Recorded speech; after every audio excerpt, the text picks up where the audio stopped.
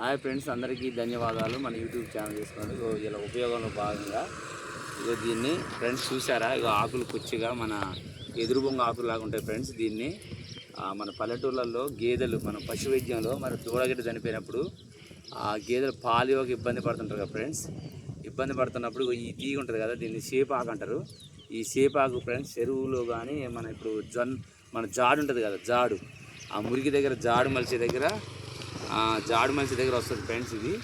దీన్ని సేపాకు అంటారు. దీన్ని ఫ్రెండ్స్ దీన్ని తీసుకొచ్చి దీన్ని కొంత భాగం తీసుకొని వచ్చి ఆకులు చూడండి ఫ్రెండ్స్.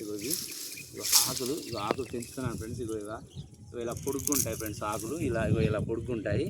ఈ ఆకులు తీసుకొచ్చి కొంత మందంలో దంచి 3 రోజులు బెల్లంలో కలిపి గేదెకు పెడితే ఫ్రెండ్స్ దూర లేకపోయినా కూడా చేపుతుంది మనకి. వాటికి అంటే గేదెకు దూర లేక మనం ఇబ్బంది పడతాం కదా, దూడ చనిపోయిన సందర్భంలో ఈ ఆకు పెట్టినట్టే సేపాకు అంటారు.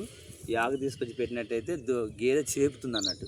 మనకు దూడ లేకుండానే చేపి ఉపయోగం ఉంటుంది. ఈ ఆకు పెట్టుకోవడం ఉపయోగం ఫ్రెండ్స్. కానీ చాలామంది ఆక్సిటోసిన్ ఇంజెక్షన్లు వేస్తుంటారు.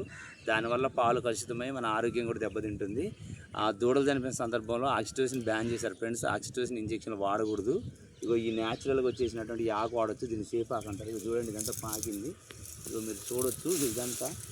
ఇదంతా ఆకే. తర్వాత ఇంకా మీకు చూపెడతా చూడండి. ఇక్కడ అంటే ఇంకా కొంచెం వానకు వచ్చేసి ఇంకా ఫ్రెండ్స్ చూడండి, ఇక్కడ వచ్చేసి ఇదంతా ఆకే ఫ్రెండ్స్. ఇదంతా ఉంది కదా, ఇదంతా పాగింది కదా, ఇదంతా సేపు ఆకే ఫ్రెండ్స్. ఇదంతా అంటే ఎక్కడైతే వాటర్ ఉంటుందో ఫ్రెండ్స్, ఎక్కడైతే బాగా వాటర్ ఉంది, జాడు ఉంటుంది కదా, బురదున్న ప్రాంతాల్లో వస్తుంది ఫ్రెండ్స్.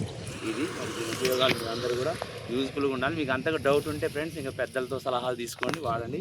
ఇది సేపాకు గురించిన సమాచారం. అందరికీ ధన్యవాదాలు.